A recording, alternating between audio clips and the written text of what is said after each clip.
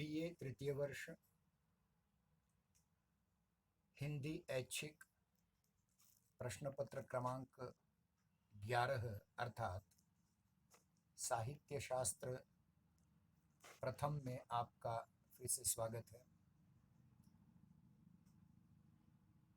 देखिए, हिंदी विशेष या स्पेशलाइजेशन के लिए जो 11वां प्रश्न पत्र है साहित्य शास्त्र 1, इसके लगभग सारी केवल रस विचार छोड़ करके लगभग सारी यूट्यूब लिंक आपको साझा की हैं। आप उस पर से अच्छा अध्ययन कर सकते हैं। फिर भी कुछ बातें ऐसी होती हैं जो केवल पढ़ने से समझ में नहीं आती, जिनको समझना भी ज़रूरी होता है। इसलिए आज हम साहित्य शास्त्र का जो पहला भाग है, साहित्य से तात्पर्य, इसको हम जल्दी जल्दी पूर्ण करने का प्रयास करेंगे, क्योंकि ये बहुत पीछे रह रहा है। और शुक्रवार और शनिवार को तो हमारा आदि तथा मध्यकालीन साहित्य का इतिहास तो है ही। आज हम जल्दी जल्दी साहित्य शास्त्र की शब्द की व्युत्पत्ति लेकर के चर्चा करेंगे। साहित्य इस शब्द की व्युत्पत्ति दो प्रकार से मानी जाती है।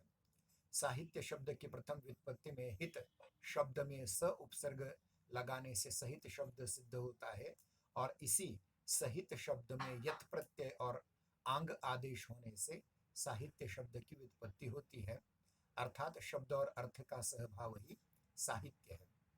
साहित्य शब्द की दूसरी उत्पत्ति स अधिक हित, अर्थात हितस्य भावः सहितम, सहितस्य भावः साहित्यम, अर्थात जो रचना हितकारक है वही साहित्य है। इस प्रकार से दूसरी व्युत्पत्ति मानी जाती है साहित्य शब्द की। प्रथम व्युत्पत्ति के अनुसार शब्द अर्थ का यथावत सहभाव अथवा सहचार्य अर्थात एक साथ होना ही साहित्य है। इससे स्पष्ट होता है कि सार्थक शब्द का नाम ही साहित्य है, परंतु यह सहभाव शब्द और अर्थ का ही हो, इस प्रकार का कोई संकेत हमें नहीं मिलता। द्वितीय व्युत्पत्ति में हितकारक रचना का नाम ही साहित्य है, किंतु प्रथम की तरह यह व्युत्पत्ति भी अपर्याप्त सिद्ध होती है। एक कीमती कागज पर रंग बिरंगे अक्षरों में मुद्रित रचना, जिसके एक ओर अशोक चक्र या महात्मा गांधी जी का चित्र हो और दूसरी ओर भारतीय रिजर्व बैंक का नाम और उसके गवर्नर के हस्ताक्षर आदि अंकित होते हैं, किसी भी मनुष्य के लिए यह हितकारक ही रचना है, जिसे हम नोट कहते हैं, पैसा कहते हैं।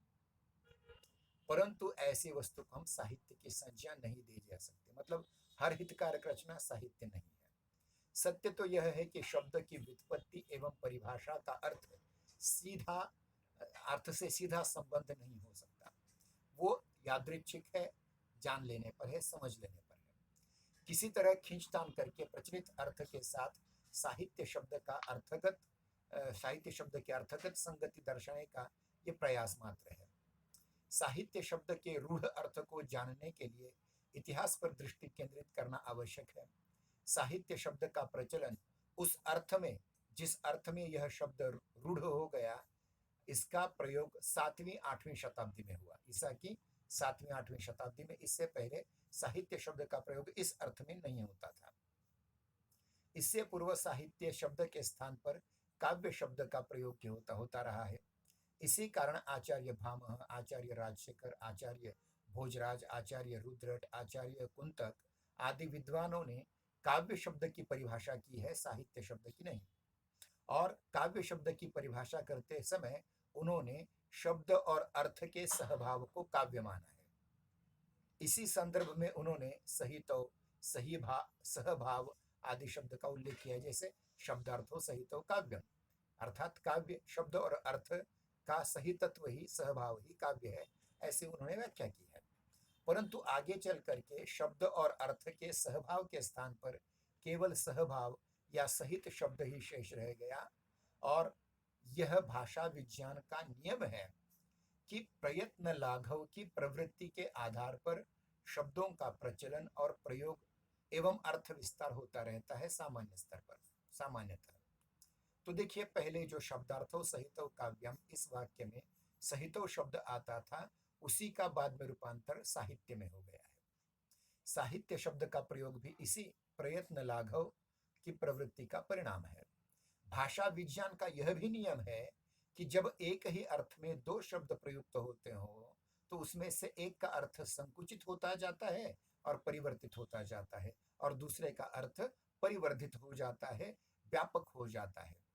संस्कृत भाषा में जब काव्य शब्द और साहित्य शब्द दोनों का शब्द एक ही अर्थ में होने लगा तो आगे चल करके काव्य शब्द का अर्थ संकुचित होकर के केवल कविता तक सीमित रह गया और साहित्य शब्द का अर्थ काव्य की सारी विधाओं के लिए प्रयुक्त होने लगा, जैसे कविता, नाटक, उपन्यास वगैरह वगैरह।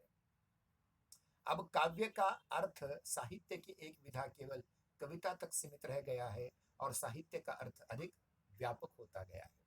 इसी कारण साहित्य के अंतर्गत कविता, महाकाव्य, खंड काव्य, मुक्तक काव्य, गीति काव्य, नाटक, एकांकी, कहानी, उपन्यास, निबंध, ललित निबंध, रेखाचित्र, संस्मरण, आत्मकथा, जीवनी, व्यंग्य, आलोचना, रिपोर्टाज, यात्रा वृत्त वर्णन, सारी की सारी विधाएं केवल साहित्य के अंतर्गत ही समाविष्ट हो रही हैं।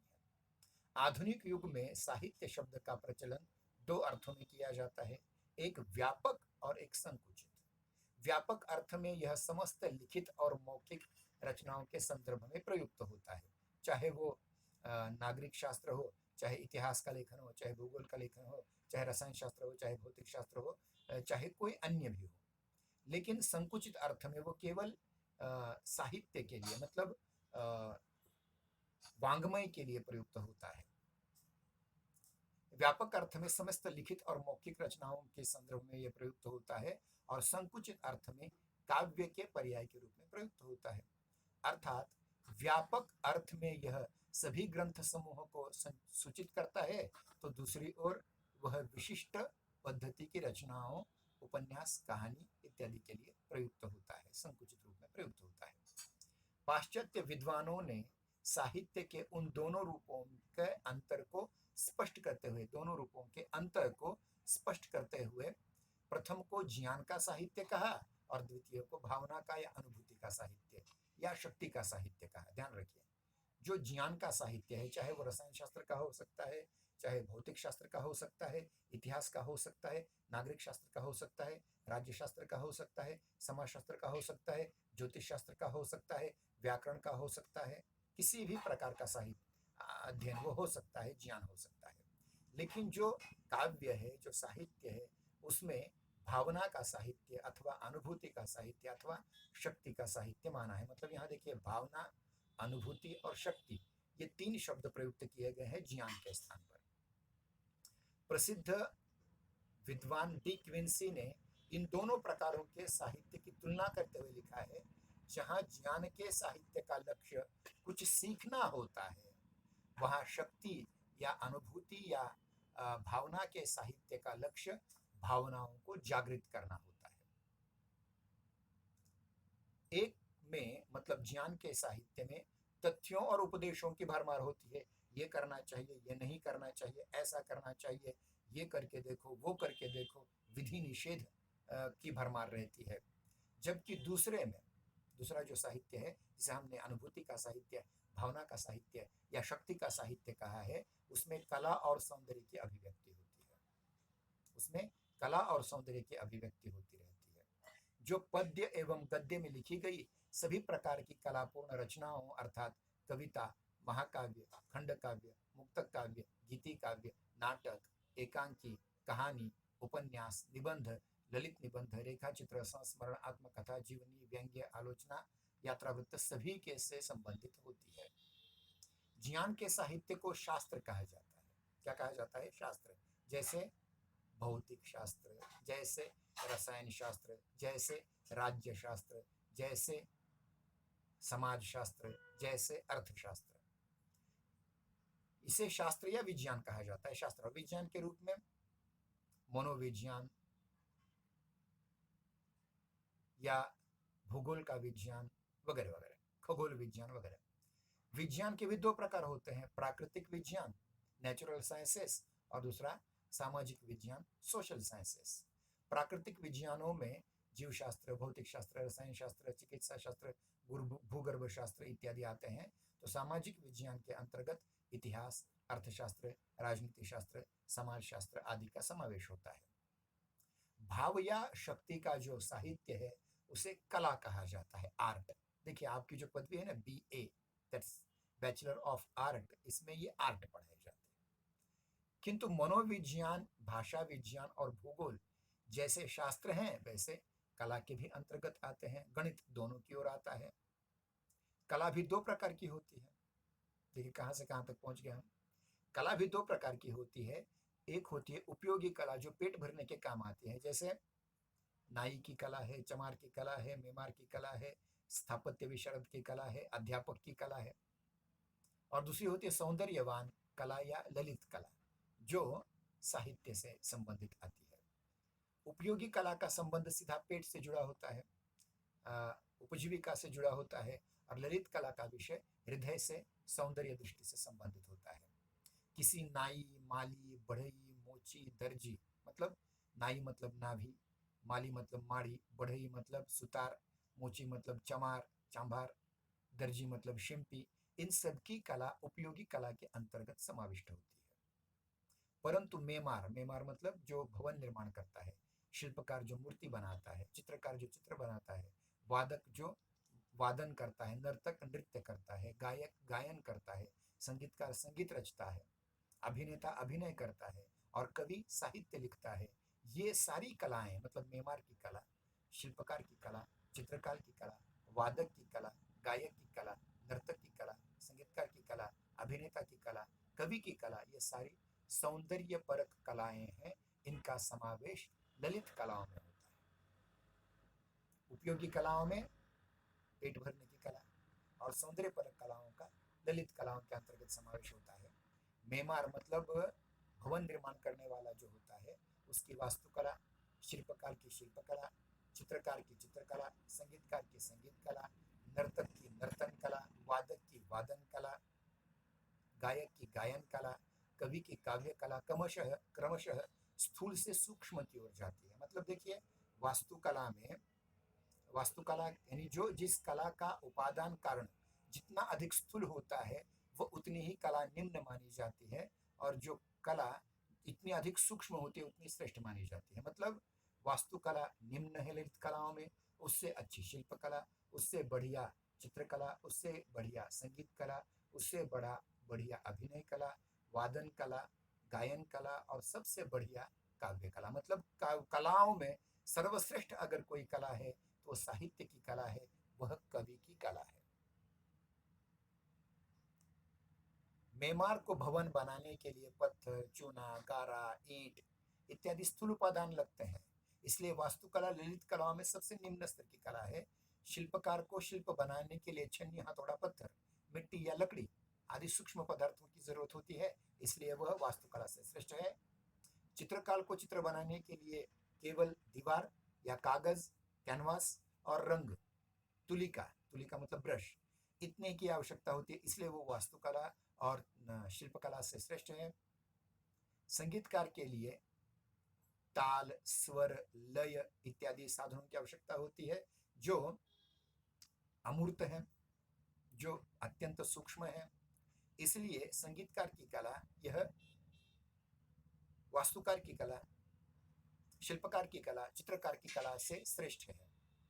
और अंत में ध्यान दें, जो संगीतकार के लिए तार, स्वर, लय जैसी अमूर्त और सूक्ष्म ध्वनियों की आवश्यकता होती है, उससे भी सूक्ष्म होते हैं शब्द, अक्षर। इसलिए कवि को कविता के लिए मात्र शब्दों की आवश्यकता रहती है। इसलिए कविता की कला दुनिया में सर्वश्रेष्ठ सौंदर्यवान कला है, सर्वश्रेष्ठ ललित कला है। उपर्युक्त विवेचन से हमने यह स्पष्ट समझ लिया है, मान लिया है कि ललित कलाओं में सर्वश्रेष्ठ स्थान काव्य कला या साहित्य कला का है। संगीत कला से निम्न चित्रकला, चित्रकला से निम्न शिल्पकला, शिल्पकला से निम्न वास्तुकला मानी जाती है। इस क्रम को अगर उल्टा करके देखें तो वास्तुकला निम्न, उससे श्रेष्ठ शिल्पकला, शिल्पकला से श्रेष्ठ चित्रकला, चित्रकला से श्रेष्ठ संगीत कला, और संगीत कला से श्रेष्ठ काव्य कला मानी जाती है। प्रसिद्ध दार्शनिक प्लेटो, जिनको अफलातुन भी कहा जाता है, जो एरिस्टोटल के गुरु हैं, ग्रीक दार्शनिक हैं, उन्होंने इसका क्रम उल्टा किया है। वे कहते हैं कि उपयोगी कलाएं ललित कलाओं से श्रेष्ठ हैं। अब ये उनका कारण क्या है, ये हम बाद में कभी चर्चा करेंगे। इतना ही नहीं, उन्होंने तो कवि को विक्षिप्त प्रतिभा का धनी घोषित करके आदर्श राज्य से बाहर निकाल भेजा है, बहिष्कृत कर दिया है। इसे आदर्श राज्य में नहीं होना चाहिए। प्लेटो ने दार्शनिक और राजा को सर्वश्रेष्ठ मनुष्य घोषित किया और सबसे निकृष्ट व्यक्ति कवि को घोषित किया है। अब इसका कारण क्या है हम बाद में इसमें चर्चा करेंगे। तो ये रहा साहित्य का आज का हमारा भाग। हम कल की तासिका में साहित्य की साहित्य के तत्वों, साहित्य की संस्कृत परिभाषाओं पर चर्चा करेंगे। तो देखिए, लगभग 12:30 बजे हमने ये आरंभ किया था। आज की तासिका में हमने क्या सीखा, संक्षेप में बताएंगे। साहित्य शब्द की व्युत्पत्ति सीखी, साहित्य शब्द का अर्थ समझा, साहित्य शब्द में हितकारक रचना का नाम साहित्य ऐसा समझा। परंतु हमने ये देखा कि शब्दार्थों सहितौ काव्यम, इसमें से सहितौ शब्द बाद में साहित्य में रूपांतरित हो गया, और काव्य और साहित्य जब एक ही अर्थ में प्रयुक्त होने लगे तो काव्य शब्द संकुचित होता गया और साहित्य शब्द व्यापक होता गया। उसके बाद हमने देखा कि ये भाषा विज्ञान का नियम है प्रयत्न लाघव, और इस आधार पर साहित्य शब्द साहित्य की सभी विधाओं के लिए प्रयुक्त होने लगा, और काव्य शब्द ये केवल कविता के लिए प्रयुक्त होने लगा। और देखिए, हमने ये भी देखा कि साहित्य शब्द का व्यापक और संकुचित अर्थ में प्रयुक्त होता है। व्यापक अर्थ में ये ज्ञान का साहित्य है, और संकुचित अर्थ में शक्ति का साहित्य है, अनुभूति का साहित्य है, भाव का साहित्य है। ये भी हमने देखा कि ज्ञान के साहित्य के अंतर्गत सभी शास्त्र या विज्ञान आ जाते हैं, और शक्ति के साहित्य के अंतर्गत साहित्य की सारी विधाएं आ जाती हैं। और ये भी हमने देखा कि शक्ति के ज्ञान के साहित्य को शास्त्र या विज्ञान कहा जाता है, और शक्ति के साहित्य को, अनुभूति के साहित्य को, भाव के साहित्य को कला कहा जाता है। कलाएं भी 2 प्रकार की होती हैं, एक उपयोगी कला होती हैं और दूसरी सौंदर्यपरक ललित कलाएं होती हैं। उपयोगी कलाओं का संबंध सीधे पेट से होता है, जैसे चमार, लुहार, नाई इत्यादि की कलाएं होती हैं। और ललित कलाओं में वास्तुशास्त्र, शिल्पशास्त्र, वास्तुकला, शिल्पकला, उसके उपरांत चित्रकला, संगीत कला और काव्य कला का समावेश होता है। इनमें भी साधनों की सूक्ष्मता के आधार पर एक दूसरे से श्रेष्ठता होती है। वास्तुकला सबसे निम्न है, उससे श्रेष्ठ शिल्पकला है, उससे श्रेष्ठ चित्रकला, उससे श्रेष्ठ संगीत कला, और संगीत के अंतर्गत नृत्य, वादन और गायन का समावेश होता है। और सर्वश्रेष्ठ कला के रूप में हमने साहित्य को स्वीकार किया हुआ है। ये सारी बातें हमने आपके सम्मुख रखी, प्लेटो के विचार भी रखे। आज हम यहाँ रुक जाते हैं। कल की तासिका में हम साहित्य की या काव्य की संस्कृत परिभाषाएं आरंभ करेंगे। तब तक के लिए धन्यवाद। आज यहीं रुक जाते हैं।